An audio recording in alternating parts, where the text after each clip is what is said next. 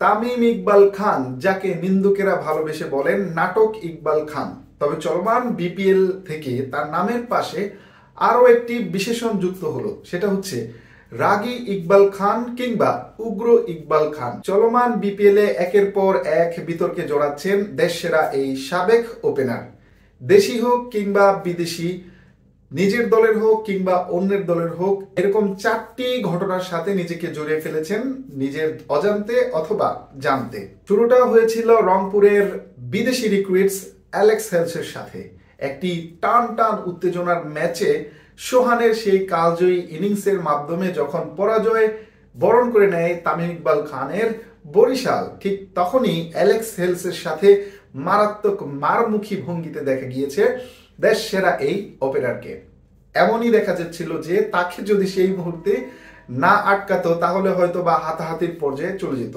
তবে সেই ঘটনা নিয়ে তিনি পরবর্তীতে জানিয়েছিলেন যে দেশীয় কোনো এক ক্রিকেটারকে অশোভন ইঙ্গিত করেছিলেন অ্যালেক্স হেলস, যার কারণে নিজেকে কন্ট্রোলে রাখতে পারেনি, যদিও সেটা তার ব্যক্তিগত মতামত। অ্যালেক্স হেলস অবশ্য এ ব্যাপারে বলেছেন যে তিনি কিছুই করেন নাই। সে ব্যাপারে আসছি একটু পরে। তারপরে আরেকটি ঘটনার কথা বলি। ঢাকা ক্যাপিটালসের সাব্বির রহমানের সাথেও অশোভন আচরণ করতে দেখা গিয়েছেন তামিম ইকবাল খানকে। কিছুটা প্রায় ক্ষমতাই প্রয়োগ করেছিলেন সেই ভিডিওতে দেখা যাচ্ছিল। তিনি বলেছিলেন, আমার সাথে লাগতে এসো না ভাইয়া, পিছন দিয়ে ঢুকিয়ে দিব। মানে পাওয়ার কোন লেভেলে গেলে একজন প্লেয়ার নিজের দেশেরই আরো একজন প্লেয়ারকে এরকম ভাবে বলতে পারে। হ্যাঁ, মানছি সাব্বির রহমান নিজেও বিতর্কিত, বাট ভিডিওতে স্পষ্ট দেখা গেছে এখানে তামিম ইকবাল খানেরই দোষ। এই গেল দ্বিতীয় ঘটনা। এছাড়াও আরো দুটি ঘটনা আছেন।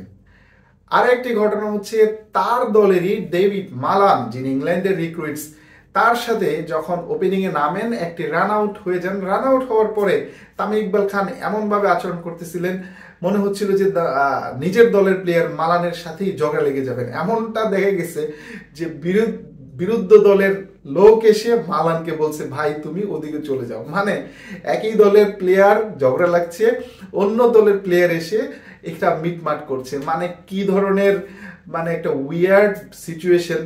পরে অবশ্য মালান যখন হাফ সেঞ্চুরি করেন তখন তামিম অ্যাপ্রিসিয়েট করেছিলেন। মানলাম হিট অফ দ্য মোমেন্ট হয়ে গিয়েছিলেন, ঘাড়ের রগ বাঁকা হতেই পারে। সেটা গেল 3 নাম্বার ঘটনা। এখানেই শেষ নয়, এরপরে আরো একটি ঘটনা আছেন। সেটা হচ্ছে সর্বশেষ যেই ম্যাচটি তারা দুর্বার রাজশাহীর সাথে খেলে, সেখানে তার দলেরই তানভীর ইসলাম যখন বল করতে আসলেন, একটি জুসি বোল্টাস টাইপের একটা বল দিলেন এবং বলটা করার সাথে সাথেই যখন 4 হচ্ছিল তখনই তামিম ইকবাল খান তাকে মাদার টোস্ট, অর্থাৎ বাংলা আপনি পড়ুন, বলে একটি গালি দিলেন। মানে তামিম ইকবাল খান বা নাটক ইকবাল খান বা রাগী বা উগ্র ইকবাল খান যেটাই বলি না কেন, এই বিপিএল এ পুরোটাই তিনি ডমিনেট করছেন নতুন পাওয়ারে। শোনা যাচ্ছেন তিনি বিসিবির প্রেসিডেন্ট হতে যাচ্ছেন। পাওয়ার সেটাই দেখাচ্ছেন কিনা এটা নিয়েও প্রশ্ন উঠছে। এবার আসবো তামিম ইকবাল খানের কিছু পেইড চেলা নিয়ে। 5ই আগস্টের পরে এক সাংবাদিক বলেছিলেন, একমাত্র সাকিব আল হাসান ছাড়া অনেক প্লেয়ারই আছেন যারা মিডিয়া কন্ট্রোল করেন, অর্থাৎ রিনিউয়েন্ট কিছু সাংবাদিকের সাথে সুসম্পর্ক বজায় রেখে চলেন। সেখানে স্পষ্টই বোঝা গিয়েছিলেন তামিম ইকবাল খানের ঘটনা। সেটা কিন্তু আরো একবার এবারই প্রমাণ হয়ে গেল।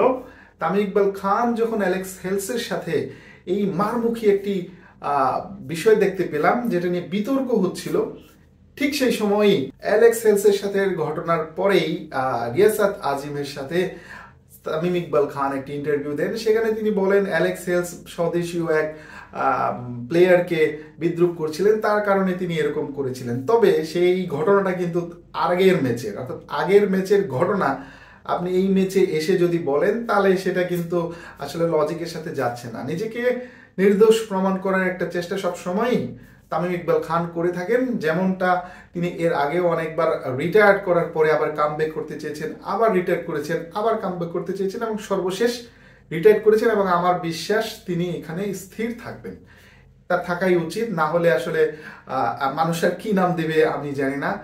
তার নিজেকে একটু আসলে চিন্তা করা উচিত যে এত উপাধি বা এত বিশেষণ নিজের নামের সাথে অ্যাড করা উচিত কিনা। তামিম ইকবাল খান দেশ সেরা ওপেনার, নিঃসন্দেহে এটার কোনো মানে অবকাশ নাই। তিনি দেশের সেরা ব্যাটসম্যান, সেরা ওপেনার এবং আমরা যদি উইনিং পার্সেন্টেজ দেখি সেখানে তিনি অন্যতম সেরা কাপ্তানও বটে। এরকম দেশ সেরা ওপেনার, এরকম দেশ সেরা কাপ্তানের কাছ থেকে এ ধরনের আচরণ বাংলাদেশের ক্রিকেটে প্রেমী হিসেবে আমরা কখনোই প্রত্যাশা করি না।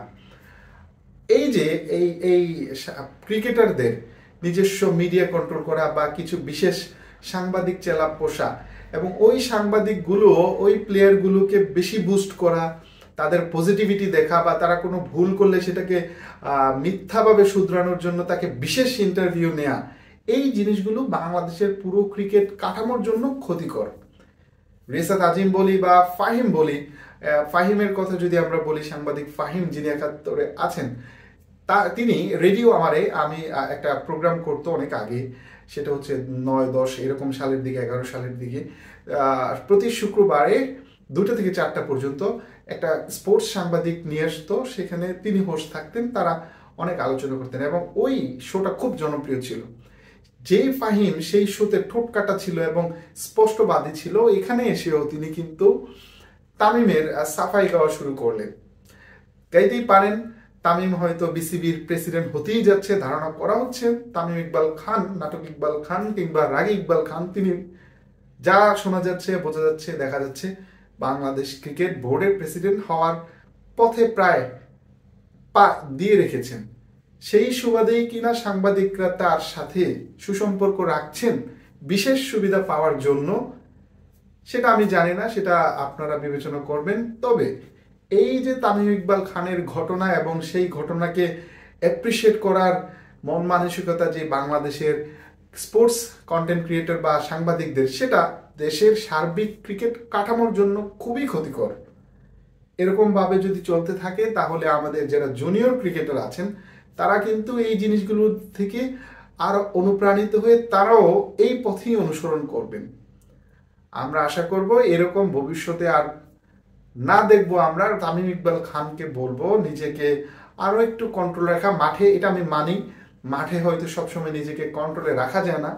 বিং এ সিনিয়র প্লেয়ার আপনাকে অবশ্যই কন্ট্রোল রাখতে হবে, কারণ আপনি অনেকের আইডল, অনেকের আইকন, বাংলাদেশ ক্রিকেটের একজন দূত বলা চলে, যেহেতু আপনি লেজেন্ডারি পর্যায়ে আছেন। সুতরাং এমন কোনো আচরণ আমরা আপনার কাছ থেকে প্রত্যাশা করি না যেটা দেশের সার্বিক কাঠামোর জন্য নেতিবাচক।